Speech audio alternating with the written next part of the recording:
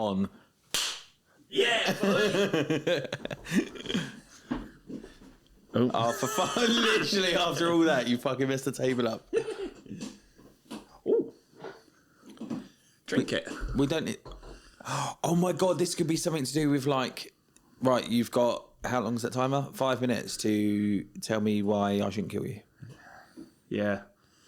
Yeah, it could be... Oh, no, so I had this idea, right? We get like, you know them tombolas? Yeah. You get a tombola. What, different questions in it? Yeah. Yeah, I like that.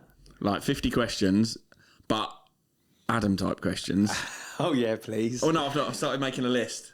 Have you actually? Yeah. Well, I'm prepared. How long are you planning on doing this?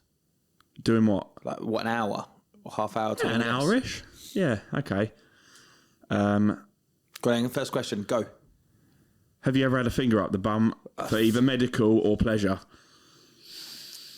Yes. Do I have to confirm whether it was medical or pleasure? Yeah, so stuff like that. I've got 30 of them already. Have you actually... Is that a serious question, or have you just made that up on the top of your head? No, I swear to God, I'll show you. So what made you think about putting that question? I was laid in bed last night. All right, with a finger up your bum, thinking, what can I do? Yeah, no, I've got 18 questions, ranging from, if you had to sleep with a Disney character, who would it be? To when did you last cry? So some of them are deep. It's kind of like, that's the whole point of the tombola. It's the luck of the draw. Right, okay. Well, let's do it then. Well, I haven't got a tombola. Get on Amazon. Yeah, but surely there's like some sort of digital switchy thing. Why does it have to be electronic with you? This is what... Yeah. You want the noise. I'll just do the sound effects. That could be one of the buttons. Yeah. So what are we discussing? Podcast ideas.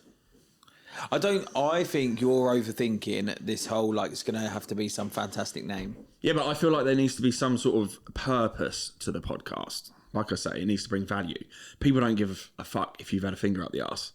Well, why, you're the one that's come up with that. Yeah, I like the idea. Yeah, but I think when... what, like the idea of the podcast question, or like the idea of the finger up your bum? No, I think we should just repeat what we talk about already, because... Do you know? Well, we'll get cancelled right away. I learn. No, we won't. Okay, we talk about 90% of the stuff we talk about. Oh, so this is an interesting discussion, and it goes to what I said to you a few days ago. We're not bad people, so why do we hide a little bit of our personalities? Because most of what we say that is over the mark is obviously in jest. So why do we have to hide? Because you pick your friends around the same character as you. So therefore, you'll happily show that 10% for... Are you all right? Yeah, I was just checking you're still recording. You pick that 10% to only show to your certain people that you're happy because you know they're going to get that it's in jest. Whereas there's going to be some people that don't get that it's in jest. So and you're like, worried oh my God, about... you even think about that? So you're worried about getting cancelled by the 10% of people who you don't care about? Yeah. Yeah, but not even for camera, just in general. Yeah.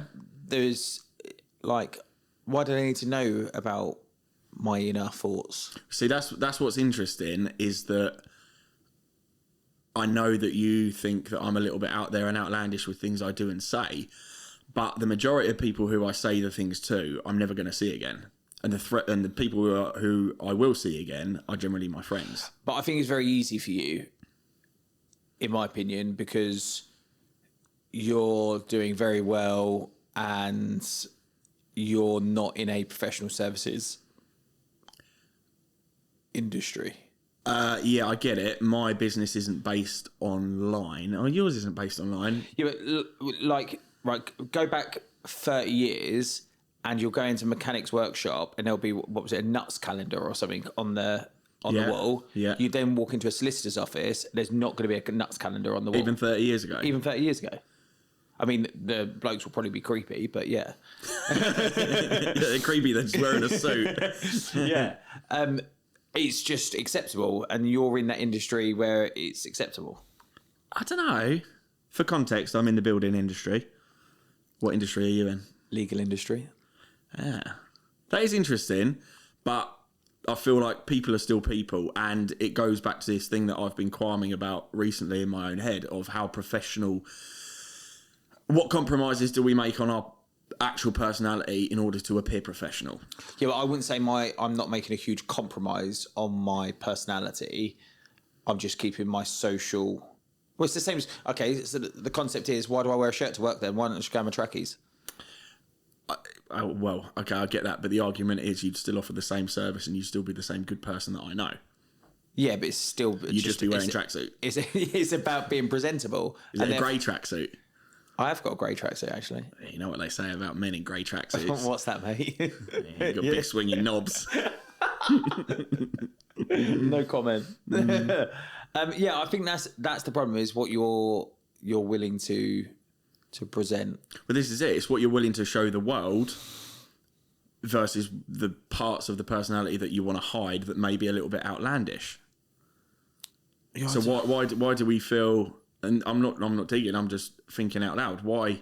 Because I've been guilty of it as well at times. Is why do we hide certain parts of our personality? Like when you go to see a customer, I guarantee you're pronouncing your S's and T's, and I've pulled you up on this before.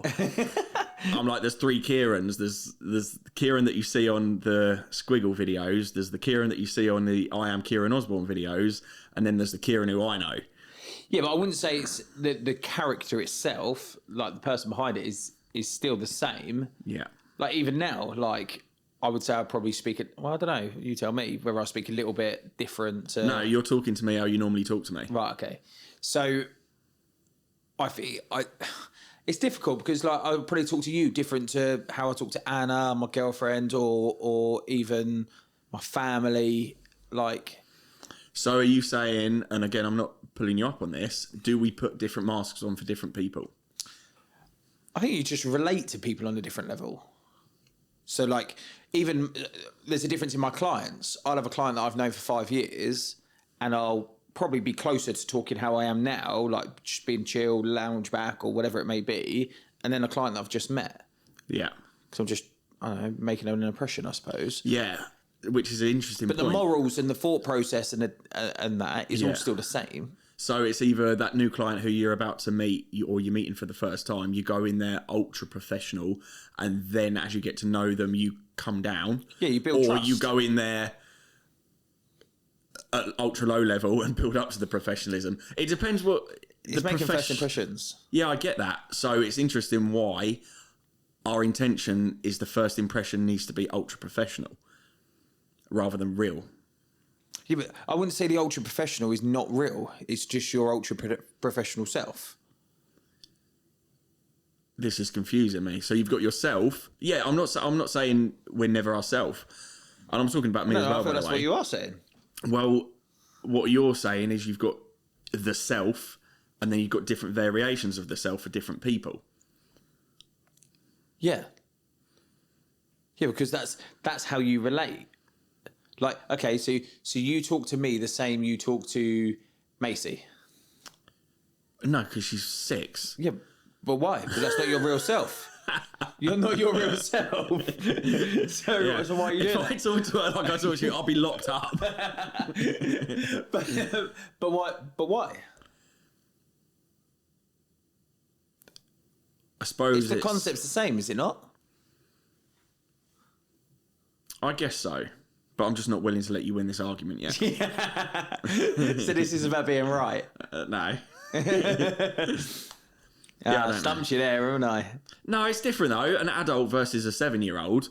When you talk to 7-year-olds, you have to... You need to have a big filter from adult stuff. Okay, let's put it this way then. Right, say you met with me... And then you met with someone, I don't know, who wants to invest in your business, wants to give you £50 million to like transform your business. Would you talk to them? Would you ask them whether they would like a finger up their bum? Well, this is a funny thing because when I was considering doing this podcast, I think I've told you this. I don't know if I have, but I thought the best way to build someone's trust, I was going to open up the conversation. No, I'm being genuinely serious. To open up the conversation with the tombola, draw out a question. When's the last time you shit yourself? And if that person is willing to tell you the last time they shit yourself and give you a bit of context on it, they're going to tell you anything and it'll make a great podcast. Yeah. Do you think you've got to build credibility first? Because I love that concept, 100%. I'd love to know whether Bill Gates shit himself or not. I guarantee it's often. I guarantee it's often. No, I Why? do. Because I bet his arsehole's loose. He's like 80. Fucking hell. Weird, isn't it? Oh, imagine I can him imagine there's naked. people in loose ones. No. Yeah, I think if you went in with that, it's about building credibility. Well, actually, it goes back to the same thing about my clients, is building up that credibility. Is that So you want to build up to the point where you ask them when they last shit themselves? Yeah. When your podcast has got 5 views, people are like, "What is this guy on about?" No. But when you've got 1 million subscribers, they're like, "Oh, yeah, no, fair one. He's the guy that opens up with, have you shit yourself?" Or there's the shock value, which a lot of my social media content is. You imagine? Can you think of any similar podcast where the opening line is, "When did you last shit yourself?" I could become the "When did you last shit yourself" guy. You know, you got like Daniel. Do you want to be known as that guy? You know, you got Daniel Mack. It's like, "Oh, what do you do for a living?" I'm like, "When did you last shit yourself?" Yeah, fair one. When was the last time you shit yourself? I bet you shit yourself regularly, actually. No, I have the odd dangerous fart. I think. You normally know. Yeah. Okay. So when you say shit yourself, is it a case of when it leaving the arsehole is one thing, but when it touches a piece of cloth, that's another thing. So I last had a dangerous fart. I think it was about 2 months ago. I can't remember what it was. I sat down and I was like, oh, you know, when you're like, oh, something happened. And then it's like, okay. But did it touch another bit of cloth? No, it didn't. Right. So it left my bum hole. But it didn't touch another bit of cloth. Just for context, we spoke about what was safe to talk on these podcasts. I feel that I've already, within 10 minutes of starting something, a conversation, we've already pushed boundaries. Yeah, and that's my job. That is me pushing boundaries. But that's where the real beauty is in the truth and pushing them boundaries. It really is. I don't think. I mean, this conversation is adding absolutely no value to anybody. Well, actually, yeah, that's the point. You said you want to do this by learning, right? Yeah, I want to learn. Yeah, you're not about delivering for other people. You want to learn yourself. Yeah. So what the fuck are you learning from me? Telling you. I'm going to be learning from other people. You, I know inside and out, literally. You didn't deny it. No, I'm not. No, I don't need to ask you like the really deep, meaningful questions because I feel like we talk about that every night. Right. Okay. Like if I had a random, let's say I had an interest in. Just for context, if this does go out, you say that we talk about this every night. It's more like. So in the past, at the spa. Why sounds even worse. Why did you have to clarify? Which sounds even worse. It's not as if we cuddle up in bed with us talking. Apart from that one time. No. Yeah, we talk about this sort of thing every day anyway. So it brings me no value to ask you deep questions because I kind of know the answers already. Thanks, mate. So what you're actually saying is I don't care about ever talking to you again. You? Yeah. Why? Well, because that's what you're saying. No, because I'll keep carrying on to ask you new interesting questions. Go on then. Yeah, well, that's what I'm saying. Is that you're saying there's no point talking to me on a podcast because you're not learning anything. So, but that is what you're about. You like learning new things. So the point is, why would you ever talk to me again then? Because tomorrow's going to be a new day. I don't know what I'm going to learn today that you didn't tell me last night in the spa. Well, I don't know. Try me. I don't know. I'm on the spot now. Nope, nothing. See, this is where we've got some dead silence on the podcast. Yeah, this is where we need them cue cards. No, all the tombola. Yeah. Go on then. So who would be your ideal guest to learn from? Hitler. And what would you ask him, apart from... What, if he's got a foreskin? No, I was going to say when the last time he shit himself. No. So what would you want to learn from him? Well, Hitler is obviously the guy who is personified as evil. And obviously he is. But like, why? Are you saying it just to confirm, just in case you're cancelled? Yeah, in case I'm cancelled 4 minutes into episode 1. Glorifying Hitler. Yeah, no, it's just like the mind of Hitler. Imagine back in 1938 or whatever it was, and sitting down having a podcast with Hitler before he went to war, and just sort of understanding that mindset. But this is the thing. I mean, don't get me wrong, I'm not a historian, but like, he convinced Germany to vote for him. So there must have been something about his personality that made people want to vote for him. What do you think back then that potentially wasn't written in history books is there was a reason, like there was a good thing about what he did? Yeah. What? Wait, what? Good thing about what Hitler did? Yeah. Do I think there was good things about what Hitler did? Yeah, but back then, obviously, Well, as a little bit of context, I think the history books say that basically Germany owed a lot of money for World War I and Europe was calling for that money. Germany couldn't afford it, and they couldn't even afford to power their own power stations to provide heat for their own people, and Hitler convinced them, hold on, they're rinsing us basically, so we're going to stop paying that and I'm going to show you a way to do it and basically vote for me. And that's how he got voted in. So that's my how's understanding. this linked to killing Jews? Oh, I don't know about that. Oh. Yeah, maybe you just didn't like foreskinless people. This is what I'm saying, is this perhaps there was a good thing about killing Jews back then that he convinced. No. I feel like we're getting into territory that we don't understand. Yeah, but, no, 100% I agree. Yeah, 100%. Yeah, but why? Yeah, I don't know what correlation there is between Hitler killing Jews and him getting voted into power. I don't think he, was that on his... I don't think he stood in front of 50,000 people and went, "Get the Jews, yeah." I don't think that's the case. I think that probably was like an afterthought. Do you know what I mean? Get in power, He's then kill Jews. Yeah, now I'm in power. Now I'm going to achieve a few personal goals. Maybe. Yeah, I can't see any correlation. I'm not a historian. I don't know why Hitler would have killed loads of Jews. Put it in the comments, guys. But this is a really interesting question because I like to think quite deep about this shit. Do you think that Hitler had any kind sides to him? Do you reckon he donated to a children's home, or do you know what I mean? Is there any? I don't think people are born intrinsically evil. I feel I might be making this up completely, but I feel I have read that there is something that he did was good. I don't know what it was. If you had to have a guess, what would it be? And probably something like building a children's home or whatever it may be. I don't know. Yeah, but this is the thing. It kind of goes back to what I said. Hitler is the personification of evil, and we all believe that, and we all know it to be true. But I feel like we would be absolute idiots to think that there weren't potentially some good traits to his personality, where he was kind and nice to old people or whatever. The thought of Hitler being romantic as well. Do you know what I mean? Yeah. Like Eva Braun, that was his missus, wasn't it? I bet she took it up the bum. Oh. But maybe that's what caused her to shit herself.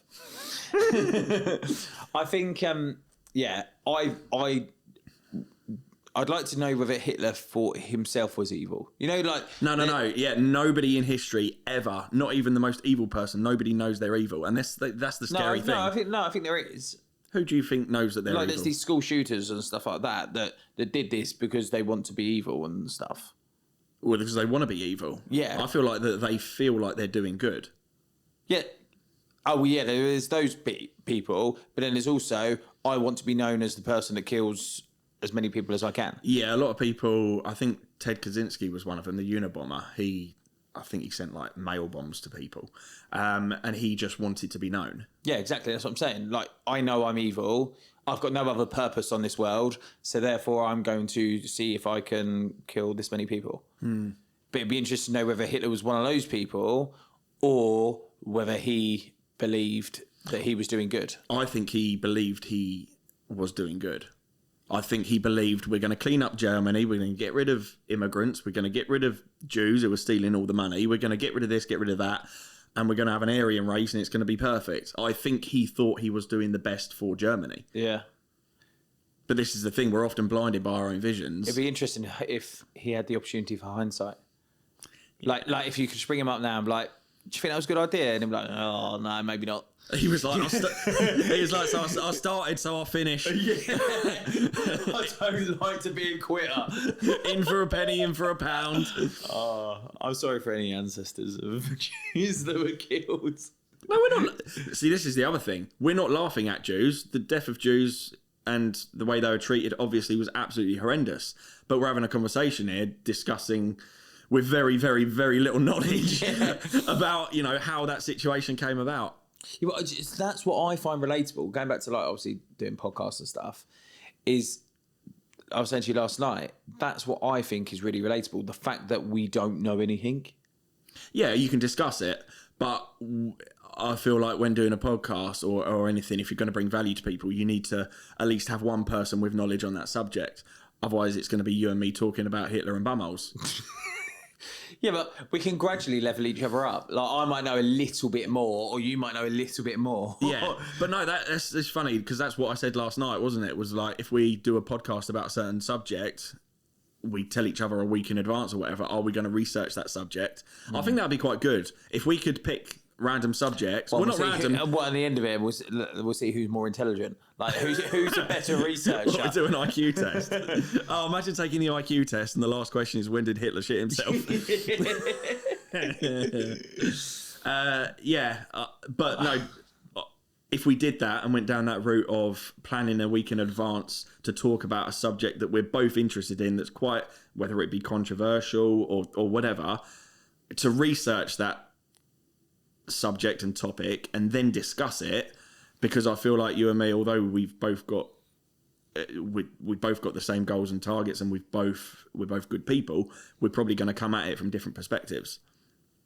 Yeah, I think the perspective that I'll be is the lack of research. That's my problem, is that I get quite bored easily, so I'll end up doing like 10 minutes of research on the way over.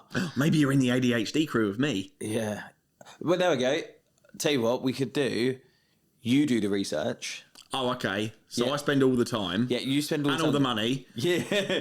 You spend all the time doing the research, and then I'll come over and I'll test you on it, and you can teach me. And I can challenge those thought processes. Okay. All right, well, we'll have to have a think about subjects. If you've got any ideas, let us know in the comments. That's what I hate about this stuff. It's so cliche. Yeah, it's pretty shit, isn't it? But you've got to build a following somehow. And we're going to build our following talking about Hitler. Wow, and shitting yourself and fingers up bums. Mm-hmm. So I said, right, let's do tech, business, estate planning, later life. All the exciting stuff that people really care about. I haven't discussed any of that. That camera just beeped at me. Yeah, it's died, probably. Yeah, brilliant. So, wait, what did you just say? No, we need to come up with some good ideas for topics to discuss. Things that are controversial. Fucking hell, mate. I need to go to a gym class. That's cool. You don't get this body from sitting here lounging around, eating cheese and pork scratchings off your chest. Right, I'm out of here. Hit the button.